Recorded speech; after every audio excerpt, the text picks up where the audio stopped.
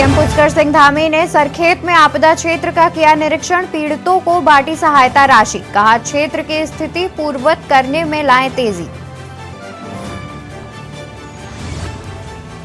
SDRF Jolly Grant मुख्यालय का लोकार्पण, सीएम धामी ने एसडीआरएफ जौलीग्रांट मुख्यालय का किया लोकार्पण, आपदा समेत अन्य दूसरे रेस्क्यू कार्यों में मिलेगी मदद। कांग्रेस के वरिष्ठ नेता पीएल पुनिया ने 16 घंटे से अधिक समय की बैठक, कांग्रेस आलाकमान ने आंतरिक भारी बर्फबारी के चलते केदारनाथ में अलर्ट, केदारनाथ धाम में अगले कुछ दिनों में बर्फबारी के संकेत।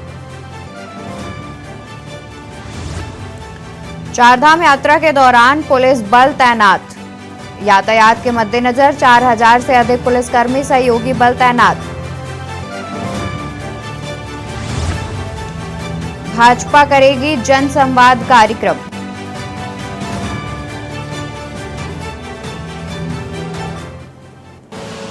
आप देख रहे हैं के न्यूज, खबरों का सारथी।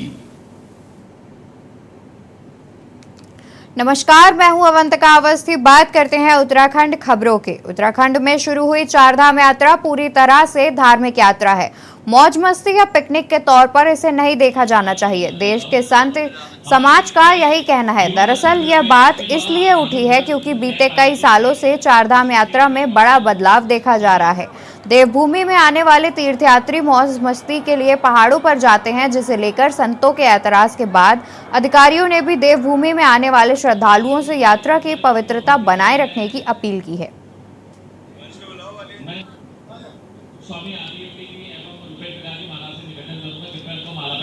तीर्थ स्थान की दृष्टि से देखा जाना चाहिए। वहाँ उसी तरह के लोगों को प्रवेश देना चाहिए, और जो मौज मस्ती करने के लिए घर से निकले हुए हैं वो भी अच्छे हैं उनको, लेकिन दूसरे स्थान पर जहाँ पर मौज मस्ती का वातावरण बनाया जा सके वहाँ बना करके उनको वहाँ भेजना चाहिए। तीर्थ स्थानों में ही मौज मस्ती दोनों ठीक नहीं, वो तीर्थ स्थान तपस्या का स्थान है। जो लोग पिकनिक की भावना से अगर यहाँ आते हैं तो वो अगर घर में ही रहें तो अच्छा है, क्योंकि जो वो स्वयं भी आकर के अव्यवस्था फैलाते हैं, और जो यात्री यहाँ आते हैं धार्मिक रूप से 90% लोग, उनको भी असुविधा होती है और प्रशासन को भी असुविधा होती है। तो पिकनिक का ये मनोरंजन का विषय नहीं है, ये आत्मरंजन का विषय है। आत्मा का रंजन करने के लिए आध्यात्मिक यात्राएं की जाती है, हमारी पुरानी परंपरा है। और देवभूमि उत्तराखंड हरिद्वार में जो है यहाँ से यात्रा प्रारंभ होती है, और यहाँ का शासन प्रशासन, साधु समाज, ब्राह्मण, सभी व्यापारी वर्ग के बंधु जितने भी लोग हैं सब स्वागत के लिए तत्पर हैं। आने वाले सभी श्रद्धालुओं को किसी प्रकार की असुविधा ना हो, तो इस प्रकार के अगर कुछ लोग आते हैं सामाजिक रूप से, तो उसको शासन को सख्ती से उनके साथ बर्ताव करना चाहिए। ये ध्यान रखा जाए यहाँ की मर्यादा, पवित्रता, विशेषकर गंगा की शुचिता का। तीर्थ में आने वाले यात्रियों के भीतर ये आस्था रहनी चाहिए कि पवित्रता रखी जाए। तो मैं यात्रियों से निवेदन करना चाहूँगा, वह यात्रा के पवित्र और यहाँ की शुचिता और यहाँ की मूल्य परंपराओं का आदर करते हुए यात्रा को सम्मान दें। तीर्थाटन है, ना कि पर्यटन, ये यात्रियों को ध्यान में रखना होगा। इस यात्रा में जो लोग पिकनिक के रूप में आते हैं, विभिन्न प्रकार की ऐसी गतिविधियां करते हैं, वो ध्यान रखें कि ये चार धाम की बड़ी पवित्रता और बड़ा सम्मान है। इस यात्रा की अक्षुण्णता को बनाए रखने के लिए मैं आह्वान करता हूं। और जो ये इतनी बड़ी आपदाएं आती है, वो इन यात्रियों के कारण जो असंयम बरते जाते हैं, उसी कारण ये संकट आते हैं। इसलिए सब यात्रा का सफल और सुखद आनंद ले, दर्शन करें, पुण्य के भागी बने। श्रद्धालुओं से आप आए घूमने के लिए, बहुत और भी जगह है पूरे भारतवर्ष में। यहाँ आप आए तो कम से कम आस्था के साथ आए, और यहाँ कम से कम आप भगवान बद्री विशाल का और माँ गंगा का आशीर्वाद लेने आए। उस रूप में आप ना आए कि जिस रूप में आप जितनी भी आपदाएं आती हैं, फिर देखिए उसका आप क्या क्या विनाशकाली विपरीत बुद्धि विनाश आप देखते हैं। तो मैं इतना ही कहना चाहूंगा कि कम से कम ऐसा ना उत्पन्न हो, ऐसा कोई व्यवधान उत्पन्न ना हो, तो कम से कम आप आस्था के साथ आए और देवभूमि में भगवान बद्री विशाल की कृपा पाएं, चारों धाम के दर्शन करें और आप आगे बढ़ें। जिला प्रशासन का भी ये अनुरोध है कि आप चारधाम यात्रा में आएं, आपका स्वागत है। देवभूमि आपका स्वागत के लिए तैयार है। हरिद्वार आपका एंट्री पॉइंट है। एज ए डीएम हरिद्वार मैं सभी देश विदेश से आने वाले तीर्थयात्रियों का हृदय से उनका मैं स्वागत कर रहा हूं, उनकी शुभ यात्रा की मैं कामना कर रहा हूं और उनसे अनुरोध है कि जिस धार्मिक भावनाओं से ओतप्रोत होकर आप आ रहे हैं उसी धार्मिक भावना से आप अपनी यात्रा को सकुशल संपन्न करें। केदारनाथ धाम की यात्रा पर आने वाले तीर्थयात्रियों के लिए अच्छी खबर है। यात्रा पर आने वाले यात्री यात्रा की शुरुआत से पहले मुख्य पड़ाव फाटा से अपने स्वास्थ्य के निशुल्क जांच करवा सकते हैं। जनसंकल्प फाउंडेशन फाटा में यात्रियों के स्वास्थ्य के निशुल्क जांच के साथ ही दवाइयां वितरित कर रहा है। केदारनाथ धाम की यात्रा पर हर साल करीब लाखों यात्री आते हैं। अत्यधिक ऊंचाई पर बसे होने के कारण मौसम पल पल में बदलता रहता है और ऑक्सीजन की मात्रा बेहद कम हो जाती है। हार्ट, मधुमेह, डायबिटीज, श्वास समेत अन्य यात्रियों को यात्रा करने में परेशानी होती है। ATML हेल्थ से 30 से अधिक शारीरिक जांच मौके पर ही निःशुल्क दी जा रही है। जनसंकल्प फाउंडेशन का प्रयास यात्रियों के लिए किसी संजीवनी से कम नहीं है। फाउंडेशन यात्रा समाप्त होने पर भी केदार घाटी के लोगों को निरंतर अपनी सेवाएं प्रदान करता है। जनसंकल्प फाउंडेशन केदारनाथ पैदल यात्रा मार्ग के साथ भैरव ग्लेशियर, तृतीय केदार तुंगनाथ के मुख्य पड़ाव चोपता और द्वितीय केदार भगवान मद महेश्वर यात्रा के मुख्य पड़ाव गोंडार गांव में भी हेल्थ ATM लगा रहा है। ऐसे में यात्री केदारनाथ के साथ ही तीनों धामों की यात्रा पर आएंगे, उन्हें स्वास्थ्य सुविधा का लाभ मिलेगा। फाउंडेशन पौड़ी जनपद के कोलाखाल में भी हेल्थ ATM के जरिए मरीज की जांच करके निःशुल्क दवाइयां वितरित कर रहा है। जनसंकल्प फाउंडेशन के निदेशक नीरज कुमार सिंह ने बताया कि हेल्थ ATM से करीब 10,000 से ज्यादा ग्रामीण और यात्री सुविधा का लाभ उठा चुके हैं। आगामी यात्रा सीजन में जनसंकल्प फाउंडेशन केदारनाथ यात्रा मार्ग के भैरव ग्लेशियर, तुंगनाथ यात्रा के चोपता और मध्य महेश्वर यात्रा मार्ग के गोंडार में जिला प्रशासन के सहयोग से सभी यात्रियों की सेवा के लिए तैयार है। जनसंकल्प क्लिनिक के प्रबंधक संदीप शर्मा ने बताया, फाटा में खोले गए स्वास्थ्य केंद्रों में क्षेत्र की जनता के साथ ही देश विदेश के श्रद्धालुओं को स्वास्थ्य सुविधाओं का लाभ मिल रहा है। उन्होंने बताया कि हेल्थ क्लिनिक में आकर तीर्थयात्री अपनी जांच कर आगे की यात्रा शुरू कर सकते हैं।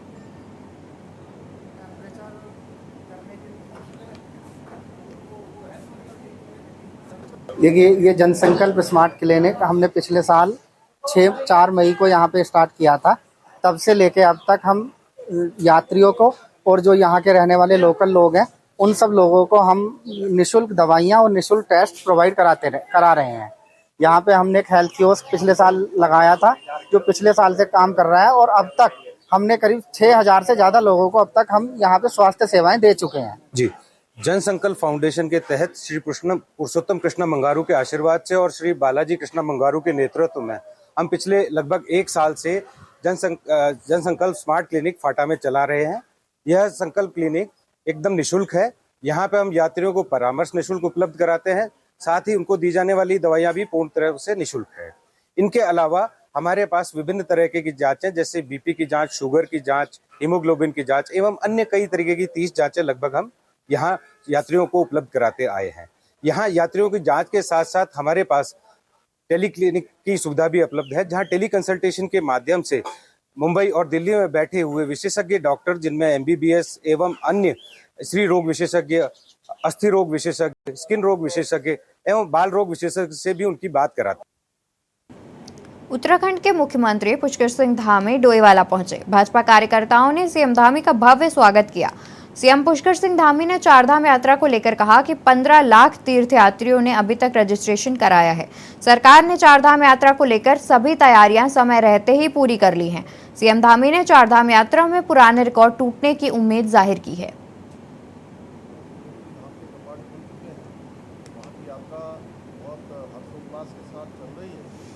केदारनाथ में थोड़ा सा बर्फबारी होने के कारण से काफ़ी बर्फ आ गई है वहाँ पर। कल वहाँ के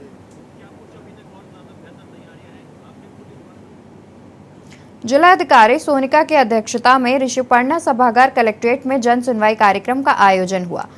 आज कुल 96 शिकायतें अतिक्रमण हटाने, आर्थिक सहायता, बिजली, पानी समेत आपसी विवाद संबंधित जन सुनवाई में शिकायतकर्ता की तरफ से दोबारा अपनी शिकायत रखने पर जिलाधिकारी ने संबंधित विभागों के अधिकारियों को चेतावनी देते हुए कहा कि अधिकारी सुनिश्चित करें कि जन सुनवाई में आने वाले प्रकरण बिना कार्रवाई के वापस न आए। किन्हीं कारणों से कार्रवाई संभव न हो तो संबंधित शिकायतकर्ता को भी सूचित करें।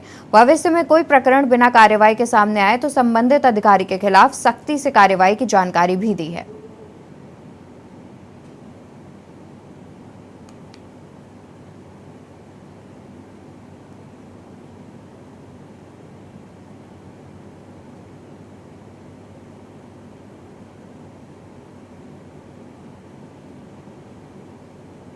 शिकायत थी वो एमडीडीए से रिलेटेड थी, उसके बाद लैंड से रिलेटेड थी और फिर आपसी विवाद से रिलेटेड थी। इसके अलावा भी हमारे पास आए थे समाज कल्याण से रिलेटेड, विकलांग पेंशन, विधवा पेंशन, उससे भी रिलेटेड कुछ केसेस आए थे। तो हमने कोशिश की है कि मैक्सिमम को सही डायरेक्शन में ले जाएं या उसका निस्तारण कर दें, दोनों ही चीजें।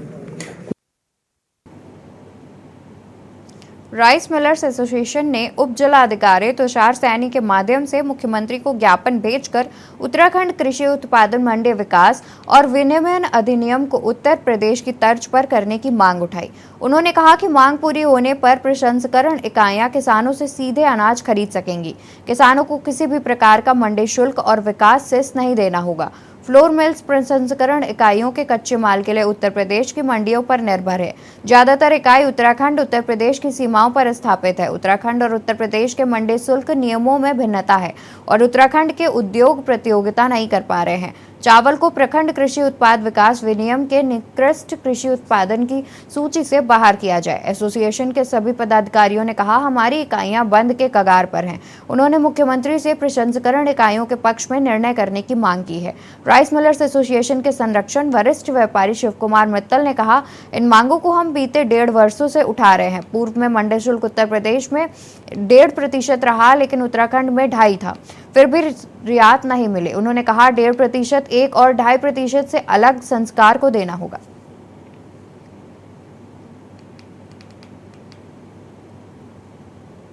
ज्ञापन ये दिया है कि ये मामला हम 1.5 साल से उठा रहे हैं। पहले तो यहाँ पर हमारे 2.5% मंडी शुल्क था, यूपी में 1.5% था, 1% मंडी शुल्क और आधा % सेस। अब वो बात तो खत्म नहीं है। अब दूसरा एक नया सगुफा आ गया 4-5 दिन से। गवर्नमेंट, यूपी गवर्नमेंट ने जीओ कर दिया कि काश्तकारों से 6,000 रुपये जो परचेज होगी वो टोटली मंडी शुल्क फ्री है। अब उसके कंपटीशन में हम कहाँ रह पाएंगे। एक बार बताओ, 1.5% वहाँ दे के आए और फिर 2.5% यहाँ दें, वो फ्री में। तो एक एक चीज़ में 200, 250, 300 रुपये क्विंटल जो है, जो टैक्स पड़ेगा वो कौन बियर करेगा। कोई हमारे मिलें तो बंद हो ही जाएंगे अपने आप। राइस मिल एसोसिएशन की तरफ से माननीय मुख्यमंत्री जी को हमारे माध्यम से प्रेषित किया गया है, जिसमें जो है मंडी शुल्क को कम करने के लिए या माफ करने के लिए अनुरोध किया गया है। ज्ञापन हमने प्राप्त कर लिया है, माननीय मुख्यमंत्री जी को आज ही डाक के माध्यम से प्रेषित कर दिया गया। हल्द्वानी पुलिस ने 43 लाख कीमत के करीब 328 मोबाइल को रिकवर किया है। सभी मोबाइल अलग अलग कंपनियों के हैं। खोया मोबाइल वापस पाकर लोगों के चेहरे पर मुस्कान लौट आई। एसएसपी नैनीताल के मुताबिक कुल 43,31,000 लाख के मोबाइल पुलिस ने ढूंढ निकाले हैं। यूपी, राजस्थान, उत्तराखंड, दिल्ली समेत अन्य राज्यों से बरामद किया है। एसएसपी नैनीताल ने बताया कि साल 2016 में मोबाइल ऐप का गठन हुआ था। वर्तमान में 5,262 मोबाइल रिकवर किए जा चुके हैं। साल 2022 में कुल 1,500 मोबाइल अब तक रिकवर हुए। बरामद मोबाइल की अनुमानित कीमत 1.5 करोड़ रुपए के आसपास है। नवंबर में हमारा पूजा गौड़ का, मेरी बेटी का फोन गुम हो चुका था, तो अभी 3 दिन पहले हमें कंप्लेन आई कि आपका फोन मिल चुका है, आप आके ले जा सकते हैं। तो आज हमें बहुत खुशी हुई कि हमारा फोन मिला। 28 मोबाइलों की रिकवरी अभी तक हुई है और इसकी कीमत 45,31,000 रुपया टोटल है। पिछले वर्ष 1,500 मोबाइल रिकवर हुए थे, जिनकी कॉस्ट 2.5 करोड़ से ऊपर थी। और जब से हमारी ये टीम बनी है 2016 से, तब से 6.25 करोड़ रुपए की अभी तक मोबाइलों की रिकवरी हो चुकी है। टीम द्वारा जो सराहनीय कार्य लगातार किया जा रहा है, क्योंकि ये लगभग भारत के सारे स्टेटों से जो है मोबाइल रिकवर करके लाए जा रहे हैं। इनके जो सराहनीय कार्य के लिए मेरी तरफ से 5,000 रुपए के इनाम की घोषणा की। इसमें 43,31,000 रुपए की टोटल रिकवरी हुई। खबरें अभी और भी हैं, यहाँ रुकेंगे एक छोटे से ब्रेक के लिए। आप देख रहे हैं के न्यूज, खबरों का सारथी। देखें, ब्रेक से वापस आ गए हैं, बढ़ते हैं खबरों की ओर। डीआईजी और एसएसपी की संयुक्त कार्रवाई में लूट हत्या का खुलासा किया और आरोपी युवक को गिरफ्तार किया है। युवक की पहचान सूरज साहनी निवासी केशवपुरी बस्ती के रूप में की है। पुलिस ने बताया कि डोईवाल के सोंग पुल पर आरोपी ने वारदात को अंजाम दिया था। हमले में कार चालक की अस्पताल में उपचार के दौरान मौत हो गई। डीआईजी ने डोईवाला प्रभारी निरीक्षक राजेश शाह और पुलिस टीम को 10,000 रुपए इनाम देने की घोषणा की है। आकाश जैन, उसको घायल अवस्था में देखा गया। तो उसके नाक के दाएं तरफ जो है चोट लगी हुई थी। फर्दर उसका जब इलाज के दौरान उसकी जो है 21 तारीख को डेथ हो गई है। और उससे पहले जब पूछताछ हुई तो पूछताछ में जानकारी मिली कि एक व्यक्ति था जिसने कि उसके साथ जो है मोबाइल फ़ोन छीन करके ले गया है। फिर प्रकाश में आया कि एक व्यक्ति जो अभियुक्त है वो सोरस सानी है, ये नई बस्ती डोईवाल का रहने वाला है। उसकी अरेस्टिंग कर ली गई है। जो जिस पेचकस जब आपस में दोनों झगड़ रहे थे तो पेचकस से ही अभियुक्त ने इसके मृतक के जो है जो दायां पोर्शन पर जो है अंदर घुसा करके उसको घायल किया था, तो वो बरामद कर लिया गया है। मीठी ईद के बाद अचानक पर्यटकों की आवाजाही बढ़ने से सरोवर नगरी जाम नगरी में तब्दील हो गई है। नैनीताल के खुशगवार मौसम में लुत्फ उठाने के लिए बड़ी संख्या में पर्यटक सरोवर नगरी नैनीताल का रुख कर रहे हैं। पर्यटकों की बढ़ती आमद से पर्यटन व्यवसाय से जुड़े लोगों के चेहरे खुले हुए हैं। नगर ने सभी बड़े पंजीकृत होटल भरे हैं। नैनीताल की पार्किंग और सड़कें वाहनों से पट गई हैं। नैनीताल के माल रोड में वाहन रेंगते नजर आए और स्थानीय लोगों का दोपहिया वाहनों से भी कहीं आना जाना दूभर हो रहा है। सीओ सिटी विभा दीक्षित का कहना है कि छुट्टियों के चलते नैनीताल में खासा पर्यटक था, जिसके बाद आज उम्मीद जताई जा रही थी कि पर्यटकों की जगह आमद में कमी रहेगी, लेकिन पर्यटकों की खास आमद रही। गाड़ियों को रूसी बाईपास कालाडूंगी पर बिना होटल बुकिंग वाली गाड़ियों को रोका गया है।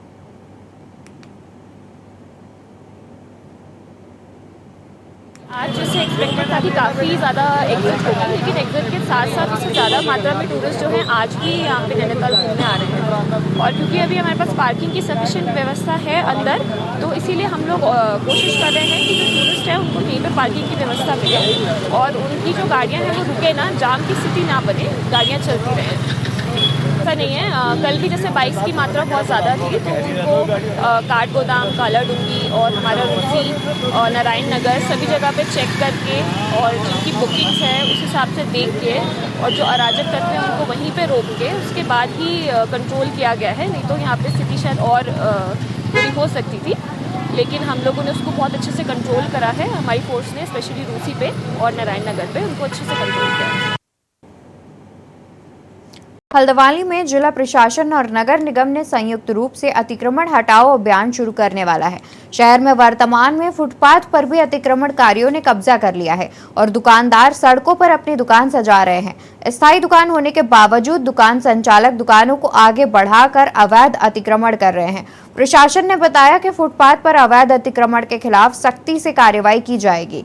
सिटी मजिस्ट्रेट ऋचा सिंह ने बताया कि उच्चाधिकारियों के निर्देश पर जल्द नगर निगम और जिला प्रशासन संयुक्त रूप से अतिक्रमण हटाओ अभियान के तहत ड्राइव शुरू करने जा रहा है। दुकान संचालकों को अवैध कब्जा हटाने की अपील की है। अधिकारियों ने बताया कि दुकान संचालक दुकान की सीमा से बाहर सड़क पर सामान रखने पर सख्त कार्रवाई की जानकारी दी है।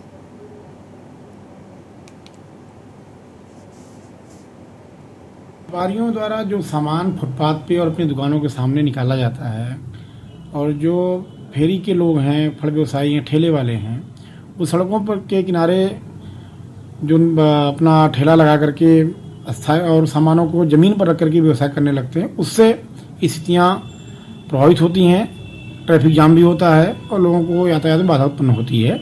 इसको लेकर पूर्व में भी बृहद पैमाने पर नगर निगम द्वारा अतिक्रमण हटाओ अभियान चलाया गया था, जिसमें काफ़ी अच्छी सफलता प्राप्त हुई थी और व्यवस्थाएं भी काफ़ी सुचारू हुई थी। वर्तमान में पुनः छोटे छोटे अभियान जगह जगह जहां पर ज़्यादा अतिक्रमण की शिकायतें प्राप्त होनी वहां पर किया जा रहा है। इसमें हमारे उच्चाधिकारियों द्वारा भी निर्देश जारी किए गए हैं कि जो शहर में अतिक्रमण है उसको शीघ्र हटाया जाए और जो लोगों ने फुटपाथ और सड़क के किनारे की पट्टियों को घेर रखा है उसे क्लीन किया जाए। तो इसके लिए इसमें नगर निगम और पुलिस प्रशासन के साथ वार्ता हो चुकी है और इसमें शीघ्र ही अनाउंसमेंट अभी शुरू कर दिया गया है। जो लोग सड़क पट्टियों के किनारे हैं तो ये अपील है कि वो अपना सामान हटा लें, क्योंकि अब इसमें जो हमारी ड्राइव हमारे और नगर निगम के द्वारा इसमें चलाई जाएगी, सामान भी जब्त होगा और चालान की भी कार्रवाई की जाएगी, क्योंकि रोडों पे जो फुटपाथ हैं वो चलने के लिए हैं और उसका प्रयोग चलने के लिए ही किया जाएगा। खबर नैनीताल से है, जहां डिग्री कॉलेज के छात्र संघ की ओर से उमंग चरण छात्र संघ अभिनंदन समारोह में छात्र छात्राओं ने संस्कृत कार्यक्रम की प्रसिद्धि की। समारोह का शुभारंभ वहीं समारोह में विधायक देवान सिंह बिष्ट, प्रधानाचार्य प्रोफेसर MC पांडे, सत्य प्रकाश शर्मा ने संयुक्त रूप से दीप प्रज्वलित कर समारोह का शुभारंभ किया। छात्र संघ ने अपने कोष की राशि से पुस्तकें खरीदने के लिए प्रधानाचार्य को हस्ताक्षर युक्त पर सौंपा। वहीं विधायक देवान सिंह बिष्ट ने विजेताओं को पुरस्कार और प्रमाण पत्र भी प्रदान किया।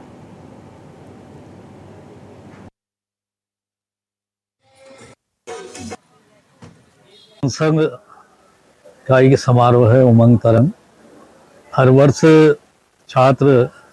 नया छात्र संघ जब बन के आता है तो ये उमंग तरंग ये कार्यक्रम रखते हैं और बच्चों की जिस प्रकार से प्रस्तुतियाँ होती हैं, व्यक्तिगत होती हैं, सामूहिक होती हैं, जिस प्रकार की उनकी एक्टिविटी होती हैं, तो बड़ा अच्छा लगता है कि हमारे जो विद्यालय हैं आज बहुत आगे बढ़ रहे हैं। तो यहाँ पर भी जो कार्यक्रम हो रहा है बहुत अच्छा कार्यक्रम है। बच्चों ने अच्छी मेहनत की है, व्यक्तिगत रूप से भी करी है, सामूहिक रूप से भी की है। देशभक्ति के जो जिस प्रकार से किया है, योग के माध्यम से किया है, तो मैं छात्र संघ को भी बधाई देना चाहता हूँ कि जिस प्रकार से जो क्रिया होनी चाहिए विद्यालयों में छात्र संघ की, वो इन्होंने करके दिखाया। जो आज देखिए ये हमारा चल रहा है उमंग तरंग। ये हर साल की ये विद्यार्थी परिषद का हर साल वार्षिक उत्सव होता है। इसमें उमंग तरंग कार्यक्रम मतलब जो भी छात्र संघ अध्यक्ष बनता है वो हर साल अपना एक उमंग तरंग का कार्यक्रम करवाता है, जो भी छात्र संघ दोस्त करवाता है। पर इस साल हमने अपना छात्र संघ दोस्त सारा छात्र हितों के लिए दे दिया है। जो यहाँ हमारी नई NEP की पुस्तकें नहीं आई थी, हमने उसमें अपना पूरा छात्र संघ दोस्त दे दिया है। और उमंग तरंग जो कार्यक्रम है वो हम सब लोगों ने मिलजुल के इस वार्षिक उत्सव को बनाया है। उत्तराखंड खबरों में फिलहाल इतना ही। आप बने रहिए के न्यूज के साथ।